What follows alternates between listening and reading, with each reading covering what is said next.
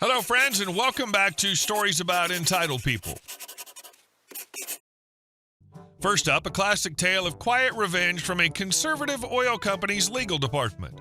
A lazy, self-righteous secretary spent her days preaching and pouting her way out of trouble until one coworker slipped her the most legendary note in office history. The office angel who got a heavenly wake-up call. In the mid-'80s, I was a paralegal in the very conservative legal department of a large oil company. The department's support staff, a few other paralegals, and about 15 secretaries were all women. Note that this was around the time when it was just becoming acceptable for women to wear pants to work, at least at this particular company. One day, the company hired a new secretary, Candy. Not her real name. Candy, in her mid-20s, was ditzy and lazy. She'd accepted Jesus Christ as her personal savior and would frequently bring up the Lord as she made excuses for being late or making stupid mistakes. While the rest of us were expected to toe the line, somehow Candy always got a pass. This created tension among the support staff, and Candy would often sit in her boss's office and literally cry about being misunderstood. The clincher was that Candy wore super short skirts to the office. The skirts, which accentuated Candy's thick thighs, were not tasteful or flattering, and we knew that anyone else would have been reprimanded for wearing such an outfit. When one secretary complained to her boss, he responded, "I rather like the skirts." This, on top of everything else, infuriated the rest of the ladies. Ever the vigilante, I decided that someone should knock Candy down a peg or two. I found a greeting card that said on the front, "Jesus loves you," and on the inside, "But the rest of us think you're an a-hole." I put the unsigned card in the top drawer of Candy's desk and waited. When Candy found that card, all hell broke loose. She went wailing to her boss, who became super angry. The boss called us all into a conference room and tried to get the culprit to step forward. I was pretty scared. I asked a coworker pal if I should fess up. She responded, "Say nothing." I kept quiet, which undoubtedly saved my job. Candy quit a few months later. I don't know if she learned any lessons from that job, but I sure did. The card was nuclear, sure, but the most powerful part of the story is what happened after the explosion. When the boss gathered everyone in that conference room demanding a culprit, every single woman in that room, who all had their own reasons to be frustrated with Candy, made a conscious, unified decision. Not a single person spoke up. And our second story. My late-night tip led to an arrest where the criminals had basically gift-wrapped themselves for the police. I worked in customer service for over 40 years. Gas stations, restaurants, retail, you name it. And I've seen my fair share of nonsense. But this one night back in 2005, easily top 3 dumbest things I've ever witnessed in my entire career. At the time, I was working the overnight shift at one of the world's largest convenience store chains. You know the type: bright lights, sticky floors, and a steady stream of half-awake people grabbing coffee and cigarettes at ungodly hours. It was around 2 a.m. when 2 police officers stopped by. That wasn't unusual. Cops came in all the time for coffee or to get warm. But these guys were serious. They told me that a nearby convenience store, one of our competitors about a mile down the road, had been robbed a couple of hours earlier. Now, I knew the woman who worked that shift. She was tiny, maybe 5 feet tall on a good day, 105 pounds soaking wet, and one of the sweetest people you'd ever meet. The officers told me she'd been pistol-whipped during the robbery. That made my blood boil. There was no reason for that kind of brutality. They could have taken the cash and left, but no, they had to beat her up too. The cops gave me a description of the suspects, 2 young men, both teenagers or barely out of high school, along with details of what they were wearing. One in a dark hoodie and jeans, the other in a red jacket with white stripes down the sleeves. They were driving a beat-up old sedan, maybe a late 90s model with one headlight burned out. The officers told me to keep an eye out and to call dispatch if I saw anything suspicious. Fast forward about 5 hours later, close to 3 a.m. The store was quiet, the kind of quiet that feels heavy. The only sounds were the humming of the coolers and the occasional squeak of the ceiling fan. Then a car pulled up outside, headlights cutting across the parking lot. Nothing weird about that, until a young guy jumped out and headed straight for the payphone. Now remember, this was 2005. Payphones still existed, but even then it was a little odd for a teenager to be using one in the middle of the night. What really caught my attention, though, were his clothes. Dark hoodie, jeans, exactly matching the description the police had given me. I didn't confront him or say a word. I just picked up the phone, called dispatch, and told them what I saw, the description, the car, the direction it drove off when it left the lot. The dispatcher thanked me and said they'd send someone right away.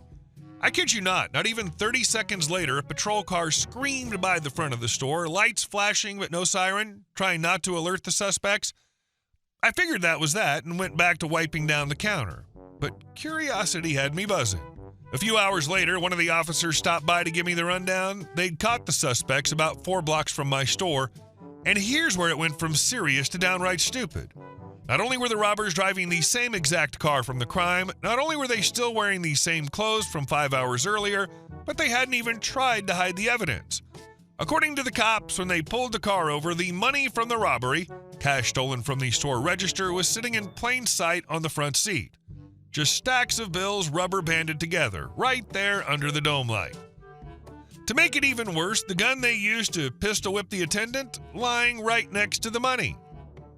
I remember the officer shaking his head, half laughing, half disgusted. "These are the dumbest criminals I've seen in 20 years, he told me. They might as well have handed us a map to find them. It didn't take long for word to spread. The robbers were arrested and charged with aggravated robbery and aggravated assault. They went from being wannabe gangsters to serving hard time before they were even old enough to legally drink. As for me, I got a nice little surprise a few weeks later.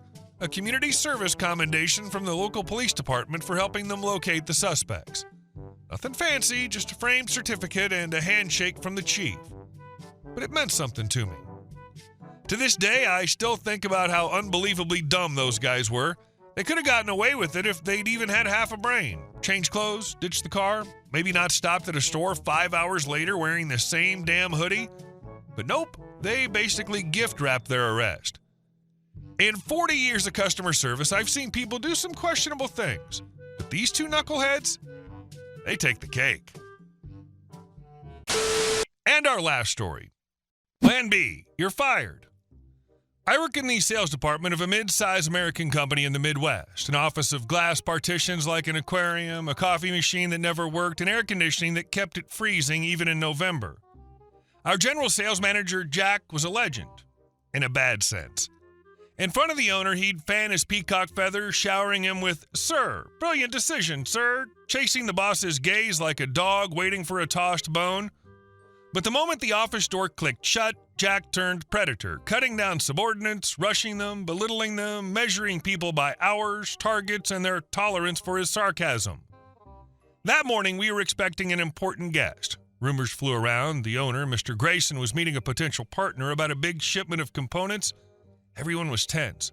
A multi-million-dollar contract meant quarterly bonuses. Jack stalked around like a storm conductor handing out orders. "Rachel, get the conference room spotless. Tom, test the deck again. And Bobby," he flicked a quick glance my way, "if our demo crashes because of your precious Wi-Fi, I'll make an example out of you they'll teach in schools." "Sure thing, Jack," I said, straightening the cables under the table. "At least kids would study something useful." He gave me a smile with no warmth. "Humor's a privilege for top performers, Bobby. Results first, stand up later." At 10 o'clock, the lobby doors opened, and in walked a man around 60. Clean jeans, a navy polo, old soft moccasins, gray hair, and those tiny lines around the eyes that come from smiling, not from sadness. He greeted the receptionist, set a leather key holder on the counter, and waited. Jack spotted him right away. You could almost hear the gears in his head click into the worst possible configuration.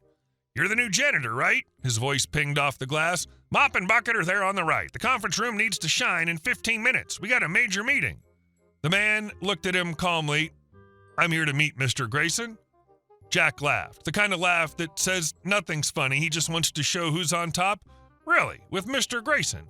"Buddy, not today. Today you're on broom and bucket. Work quietly and don't get in the way of the people who create added value. If everything goes smoothly, I'll talk to HR about your hours." "Hours?" the man smiled with one corner of his mouth. "Sounds tempting." I saw the receptionist, Rachel, tense up. She slid her phone aside like she wanted to say something, but Jack had already lifted his chin, draping arrogance over his shoulders like a cape.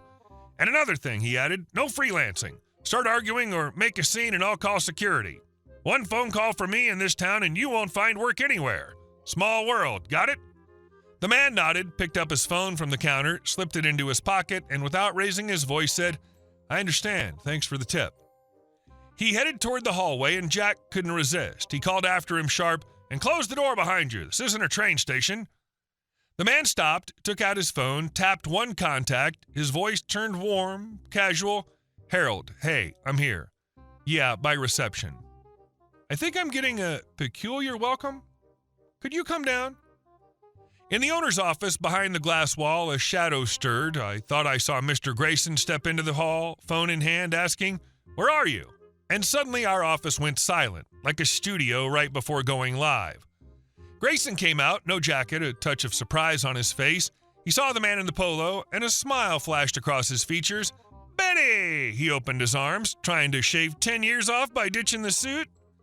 "You said it was an informal meeting, Harold," the man answered, and they shook hands the way people do when they've been through more than one project together. At that sight, Jack's face changed color, from haughty flush to ripe tomato. He gulped there and did what he always did when the world refused to play by his rules. He flipped the switch hard. "Mr. Bennett." No more buddy, now it was Mr. "I apologize for our little misunderstanding. It's part of our integration protocol. We test new contractors for initiative." "Yes, right, Rachel? We discussed this." Rachel dropped her eyes to the calendar. Grayson gave Jack a look with no anger in it, just very steady understanding. "Jack," he said evenly, "this is Mr. Edward Bennett. He owns Bennett Industrial Supply, the company that helped us grow from a garage shop to a real floor. His father helped my father when the banks turned their backs." Bennett smiled lightly. "And today I came to see if there's anything left here from that shop." Jack put on a different face, like snapping on plastic. Another smile. He stepped closer, spreading his hands, puffing his chest. "Mr. Bennett, truth be told, I recognized you from the start. I just wanted to test the team's readiness. We have very high hospitality standards, speaking of the conference room." "I believe I just assigned it to the janitor," Bennett said gently. "Standards seem sky high." I couldn't help coughing in my hand to hide a grin. Someone in the back office choked on coffee, but our office knew how to be quiet at the right time. Grayson slipped his hands into his pockets and stepped closer to Jack. "Did you hear the way you talked?" he asked, and the "sir" was gone. "How you threatened him? One phone call and you won't find work anywhere. Do you say that to everybody you mistake for a janitor?" No, Jack shook his head. "That's taken out of context. I was just discipline, corporate culture." "Culture," Grayson repeated. "Interesting. Because our culture is remembering where we started, from hands that didn't mind picking up a mop when needed, and from people who aren't measured by their jackets." A pause settled. Jack's eyes darted around looking for a patch of ice to plant his foot on. He didn't find any. "Jack," Grayson said calmly, almost friendly, "go to HR and tell Liz we're parting ways. Today? Now?" "Sir, but the presentation, the contract." He wilted in a heartbeat. "Bobby will present," Grayson nodded toward me, "and Mr. Bennett and I will discuss the contract without you." Jack stood there for a second like he was hoping a different universe would appear where he wasn't being fired. Then he nodded, not looking at anyone, and walked the long hallway to the elevator, keeping his back straight, the posture of a man terrified of breaking in other people's eyes. When the door swallowed his silhouette, the office noise trickled back, a sigh here, a quiet smile at a monitor there. Grayson turned to Bennett. "Eddie, I'm sorry. I didn't want you to see that." "Better to see once than hear. We're fine 100 times, Bennett said. "Now show me your shop. And the coffee. Not from that machine. It never works, right?" He winked at Rachel, and for the first time that morning, she laughed for real. We went into a conference room that wasn't shiny, but the deck suddenly felt almost unnecessary because the most important thing had already happened. Not slides or margin charts or KPIs, but dignity returning on the back of a few simple words. "So," Grayson set a notebook on the table, "we'll cover logistics in year 1, then review in year 2. Bennett skimmed the numbers like he was reading between the lines. "I'll add one clause. If your team needs safety and tooling training, my guys will come out at no charge." Old friendships should be useful in new times. "Deal," Grayson nodded. We talked for an hour. I fielded technical questions about integrations. Tom ran a tight demo. Rachel captured the milestones. It was quiet, steady, no theater. Finally, Bennett stood. "Harold," he said, "have the draft agreement ready by the end of the week. I got one more errand today." "What's that?" He smiled. I want to walk your shop floor and shake hands with the people who make this company, the same hands that don't mind a mop when needed. When they headed for production, I stayed in the empty conference room that still smelled faintly of Jack's irritated cologne. I looked at the glass and caught my reflection and thought that maybe corporate culture isn't the words on the website, but the words that echo in the hallway when no one expects an audience. That evening, an email went out. Please be advised that Jack S. is no longer with the company. The sales team chat let out an involuntary breath. Someone reacted with fireworks. No one cracked a mean joke. We weren't angry. We were free. A week later, we signed the contract. The terms were good, fair, almost old-fashioned. In a brainstorm, Grayson said, "Remember this rule. Anyone can walk through that door, jeans, coveralls, a $2,000 suit, but the first thing we recognize isn't the clothes, it's intent. Respect the intent, and people will respect us." Everyone nodded. Me too. Because that day, I saw the world balance itself, quietly, without fanfare, with one simple, "Please go to HR." And Jack, word is he's at a local car dealership now.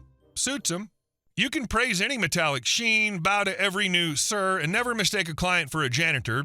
Dealerships don't let you see the janitors much. But every so often, when an older man in a polo walks into the showroom, they say Jack's eye gives a guilty twitch. And he asks politely, almost gently, "How can I help you today?" standing half a step lower. Because somewhere behind the glass, that scene is frozen, where bluster burned up in its own shadow, and respect found its way home. Hey guys, thank you all for watching the video. I'll see you in the next one.